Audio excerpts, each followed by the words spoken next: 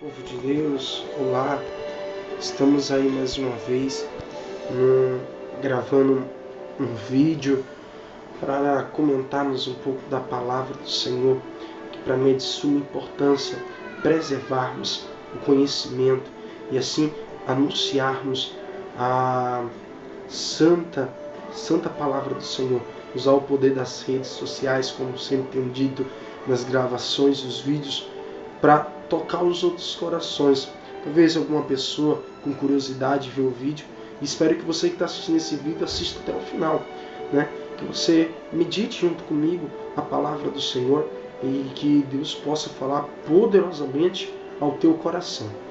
Meus irmãos, antes de estarmos meditando aqui na palavra do Senhor, não poderia de maneira alguma deixar de mandar o meu abraço para minha amiga Keisiane Silva, do Rio Grande do Norte. Deus te abençoe, minha amiga, que o Senhor te faça cada vez mais, né, essa pessoa tão legal de se conversar, essa pessoa tão simpática. Nós conversamos muito pelo Facebook e eu quero lhe dizer uma coisa da parte de Deus, que o Senhor tem grandes bênçãos para a sua vida.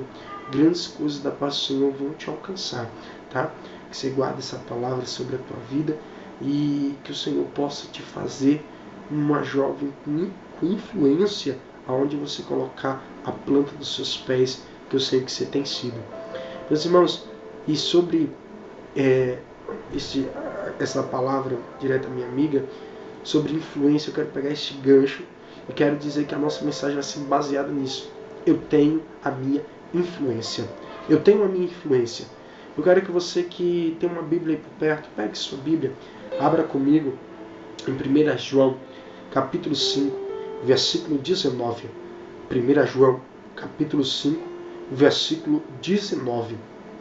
E enquanto você procura a referência bíblica, eu quero dizer que hoje eu estou muito alegre na presença do Senhor, pois aí eu acabei de vir de um culto e o Senhor falou poderosamente ao meu coração e eu estou cheio hoje para falar de Jesus.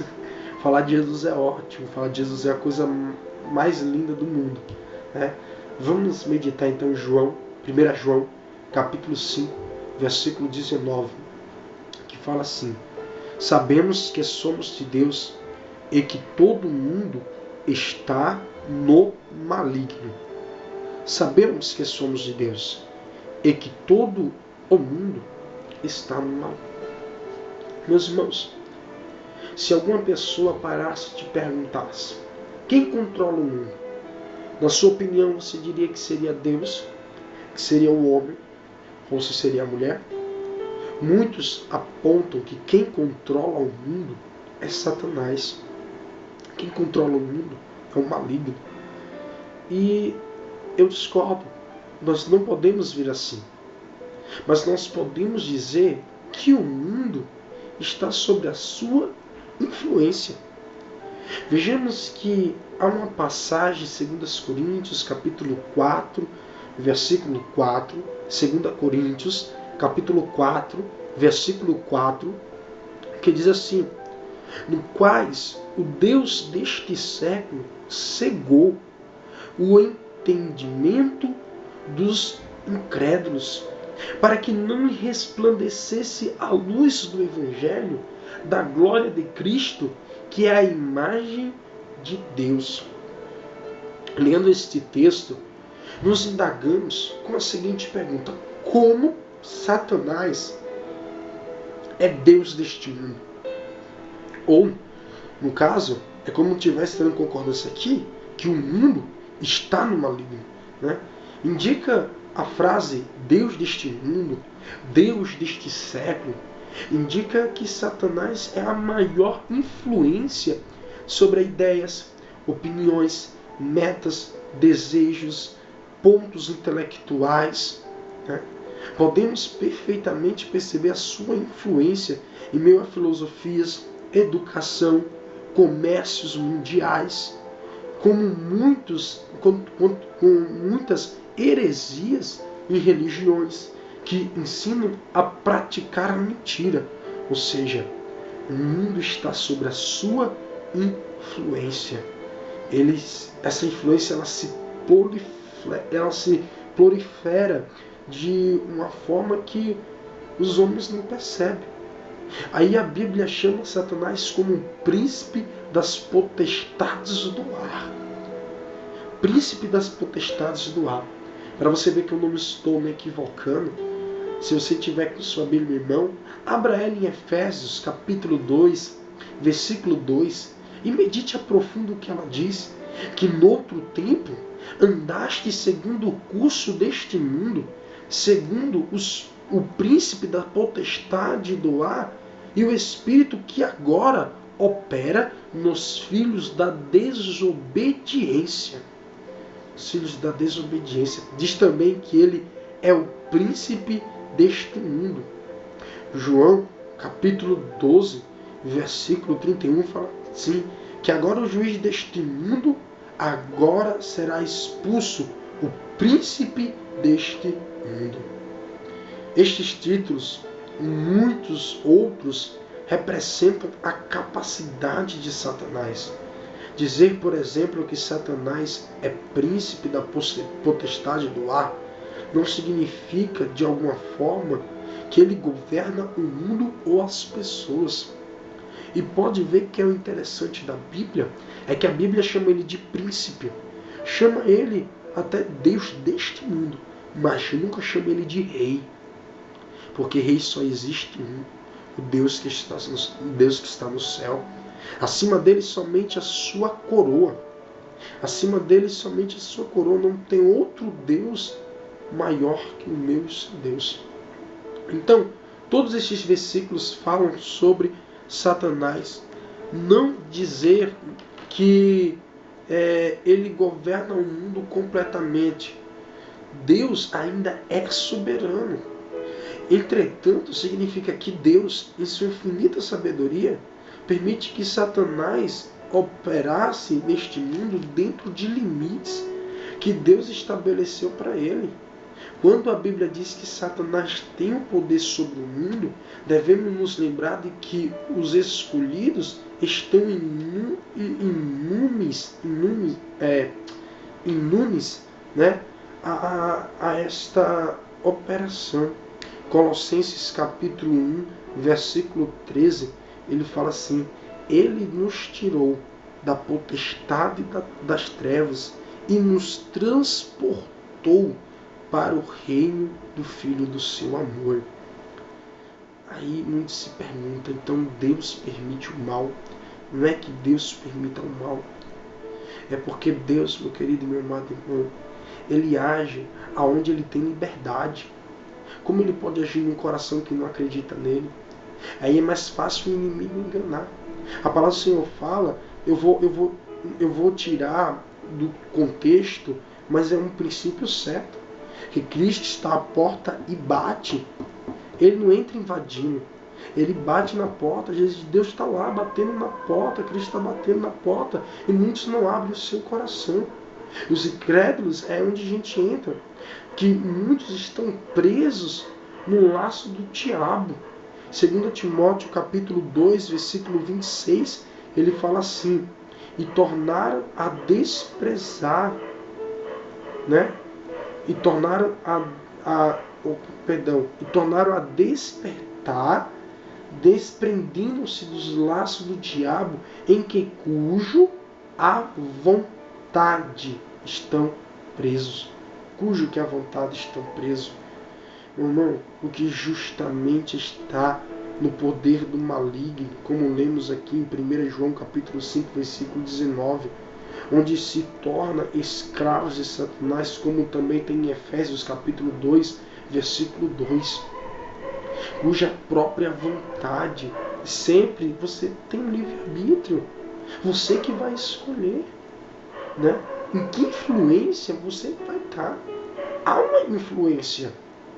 Assim como a Bíblia diz que Satanás é Deus deste mundo e que o mal está neste mundo, ele está dizendo que ele tem autoridade máxima. Esta está transmitindo a ideia de que Satanás governa o mundo descrente de uma maneira específica, como em 2 Coríntios capítulo 4, versículo 4, nos desobedientes, onde lemos que os incrédulos seguem a agenda de Satanás, diz a palavra, o Deus deste século cegou os entendimentos dos incrédulos.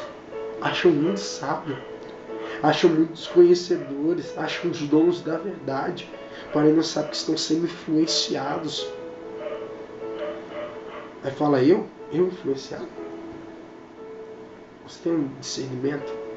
Por isso que o apóstolo Paulo falava que é necessário que a gente peça um espírito de discernimento. Então, os esquemas de Satanás incluem a promoção de falsas filosofias no mundo, filosofias que cegam, fazem incrédulos para a verdade do Evangelho. As filosofias de Satanás são as fortalezas nos quais as pessoas são presas e elas devem ser libertas por Cristo. É bom lembrarmos, meus irmãos, que antes de Cristo só havia a influência do maligno. Vê que Deus destruiu duas cidades em Sodoma, duas cidades, Sodoma e Gomorra, que somente havia uma influência do maligno. Mas quando teve um justo, ele escapou. Mas depois de Cristo temos a escolha, quem seguir ou a quem desejar ser influenciado. Posso falar que até antes da terra ser criada, Deus nunca impediu alguma criatura sua seguir uma influência. Deus nunca impediu que Satanás ele se rebeliou contra Deus e ele fez que Deus banisse uma terça parte dos anjos do céu. Satanás ele tem um poder não de governar, mas sim de influenciar. Se ele conseguiu influenciar os anjos que ficavam do lado do Senhor Jesus, do lado de Deus ali, que louvavam a Deus, que estavam vendo Deus, a grandeza de Deus, se ele conseguiu influenciar eles para se rebeliarem contra Deus, quem dirá nós? Que só conhecemos Deus por ouvir dessa palavra aqui, por simplesmente ouvirmos falar sobre um Deus, sobre um Cristo. É muito fácil negarmos isso. É por isso, meu irmão, que eu digo que o inimigo tem a sua influência. Vendo que nosso adversário tem uma grande influência, vejo como muitos jovens têm se desviado da verdade, da palavra de Deus, por tal condução. A mensagem que eu quero desenvolver agora é para os jovens que estão debaixo da influência de Deus, ou seja, como sabemos que estamos debaixo da influência de Deus. Destaco 3 coisas aqui que vão te botar contra a parede para saber se está ou não debaixo da influência de Deus. Sabe como é uma pessoa que é influente de Deus? Primeira coisa, ela decide fazer a diferença. Quem possui a influência de Deus, ele não aceita se contaminar com o pecado e com o mundo. Quer ver um exemplo? Daniel, lá em Daniel, capítulo 1, versículo 8. Daniel, olha que a palavra assim, Daniel assenta-se no seu coração não se contaminar com o manjar do rei, nem com o vinho que ele bebia, porque pediu ao chefe dos eunucos que ele não concedesse não se contaminar. Quando o mundo nos oferece algo, venhamos negar tão somente seguir a vontade de Deus. Temos que depositar a confiança no Senhor e ser convictos de que nós servimos não ao mundo, e não devemos mudar nossos pensamentos, nos contaminar, sendo influenciados pelo maligno, mas sim, nós devemos continuar sendo influenciados por Deus. Sadraque, Mesaque e Abednego não dobraram seu joelho diante da segunda chance de Nabucodonosor. Continuamos firmando um pensamento de ser diferente e influenciado por Deus. Lá em Daniel capítulo 3, versículo 18, o jovem diz a Nabucodonosor: e não sabendo, rei, que nós não serviremos aos teus deuses, nem adoraremos a estátua de ouro que estabelecesse. Tomar posição, não mudar de pensamento, fazer uma boa escolha, adorar a Deus e sem dúvida ser influenciado pela palavra, pois decide no seu coração tão somente fazer a diferença. Este é o influenciado de Deus. O influenciado do Senhor não é aquele que fica em festa e depois está na igreja. Não é aquele que um dia fala coisa boa, mas a sua boca só se lança maldição aonde entra. Meu querido, você pode olhar para um lado, pode olhar para o outro, pode olhar para trás, olhar para frente e ver que ninguém está olhando para você. Mas se você olhar para o céu, você saberá que tem um Deus lá que está olhando fixamente para você. A palavra do Senhor fala que todas as coisas estão nuas e patentes aos seus olhos. Hebreus capítulo 4, versículo 12, se não me engano. Então, meu querido, nós estamos nus aos olhos do Senhor. Não adianta, você pode enganar pastor, você pode enganar a tua liderança, você pode enganar aos teus pais, mas a Deus nunca consegue. E olha, quem é influenciado por Deus, aonde ele entra, ele tem que fazer a diferença. Ele faz a diferença, né? A atitude é diferente. Segunda coisa de uma pessoa que é influenciada por Deus é ter uma vida de santificação. De santificação. A santificação, meu irmão, deve ser o estilo da vida da igreja. Santificar-se é se separar-se de toda a influência mundana. Não tem como dizer que estamos debaixo da influência de Deus se não buscarmos a santificação. Tem que se deixar algo bem claro.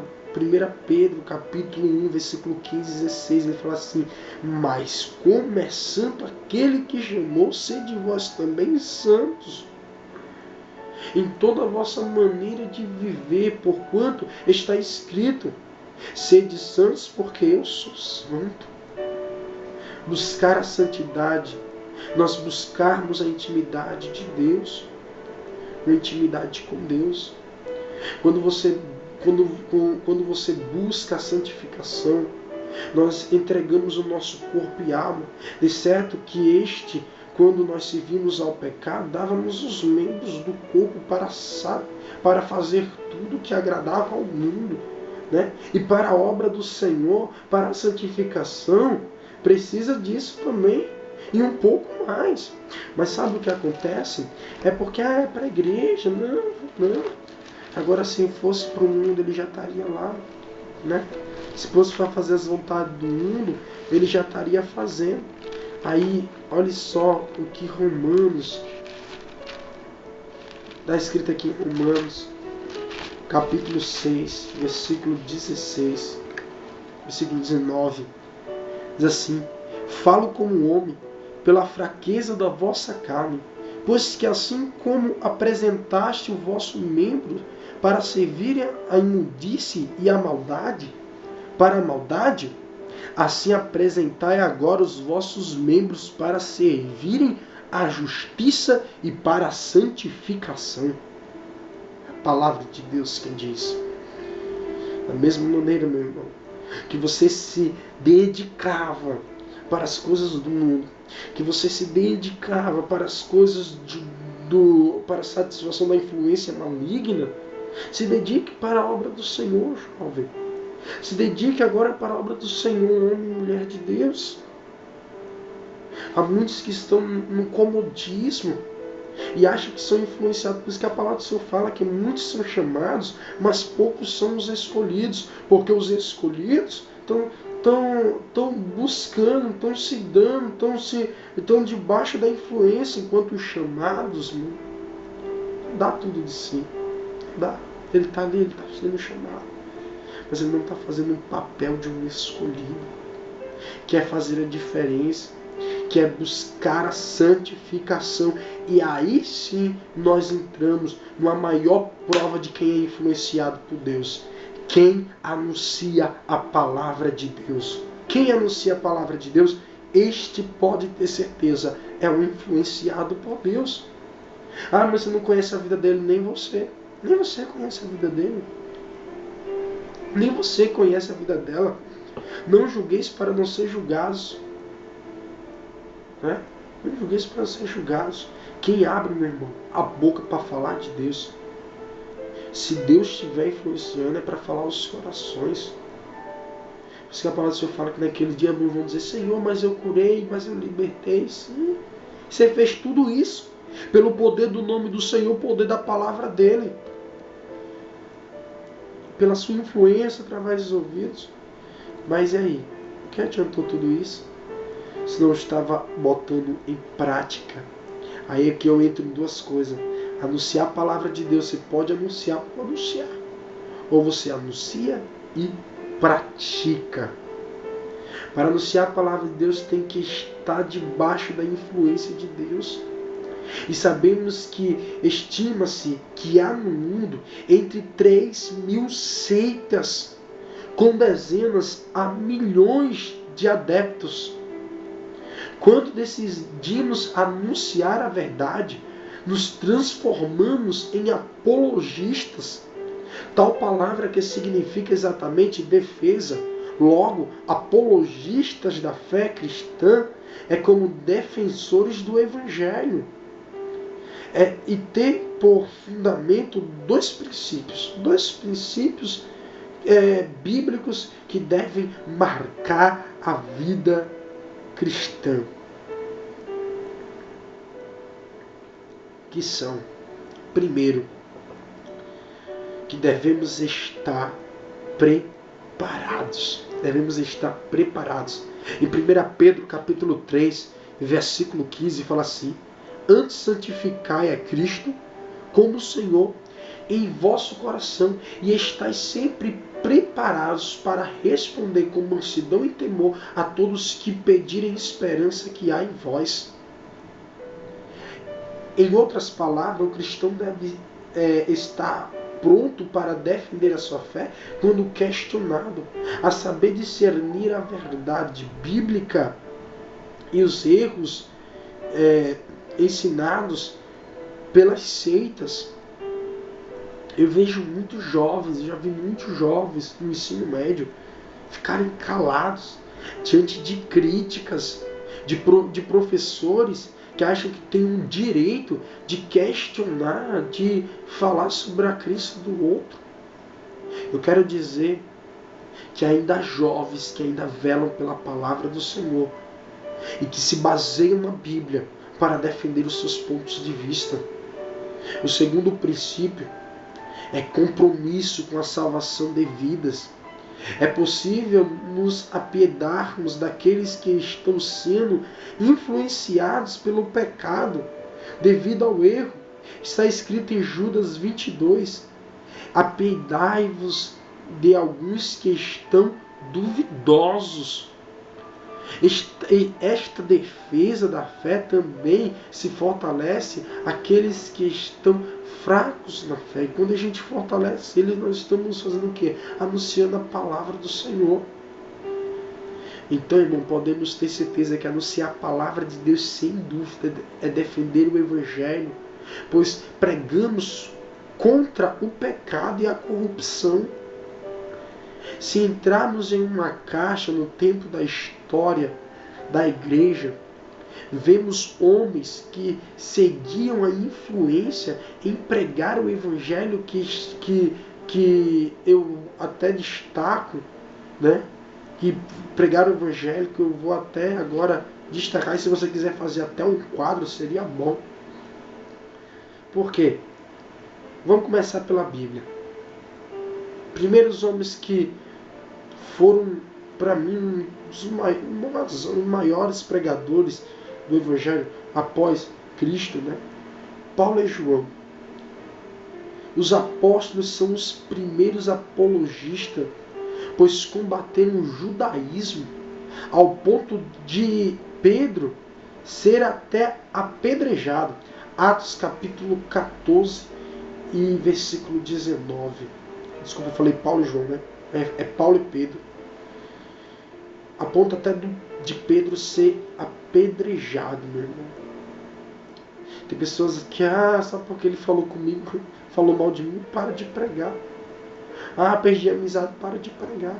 Meu irmão, no dia que você abrir a tua boca para anunciar a verdade, ninguém vai suportar estar do teu lado.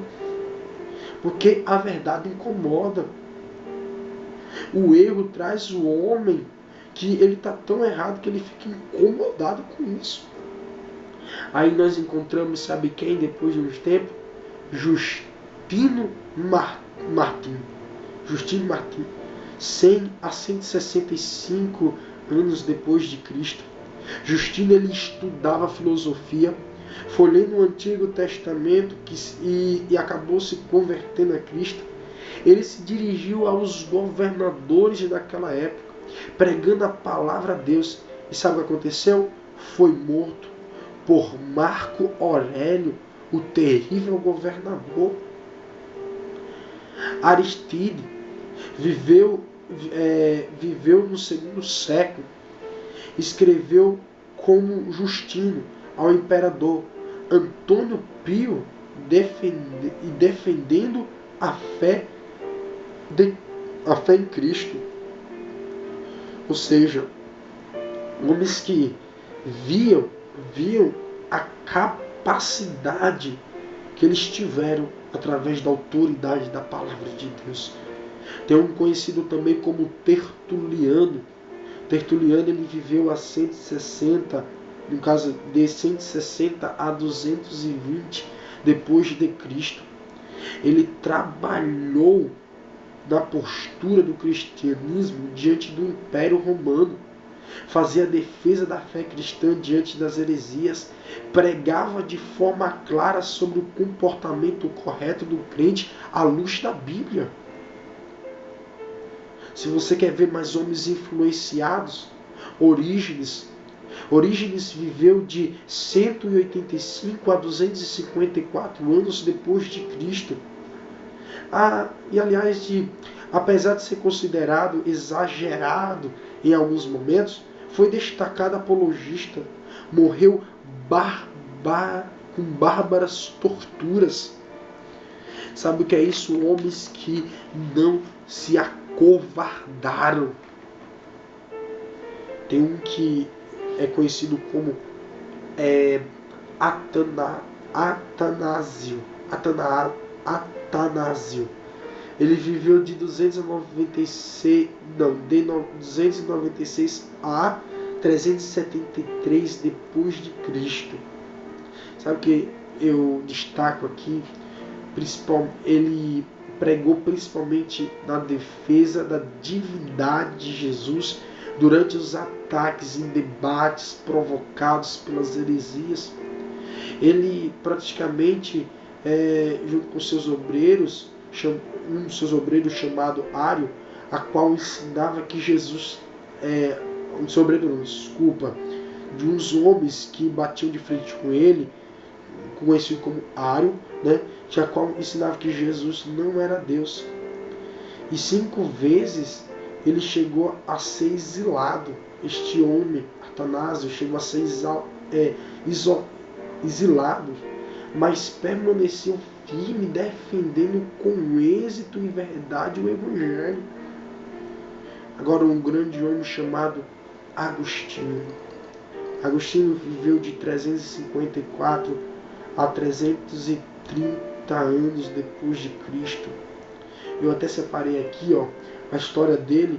Antes de converter a Cristo, ele já era considerado o jovem erudito, né? Mais erudito, ou seja, estudioso. Isto é, grande estudioso, né? Convertendo-se a Cristo com seus 33 anos, por influência de sua mãe Mônica, ele expandiu seus ensinamentos, né, em Milão, na Itália, pelos seus estudos particulares da Epístola do Apóstolo Paulo. Ele foi grande teólogo, liderou uma igreja também em Por, no norte da África, combateu heresias na sua época e é considerado até hoje um dos maiores teólogos de todos os tempos.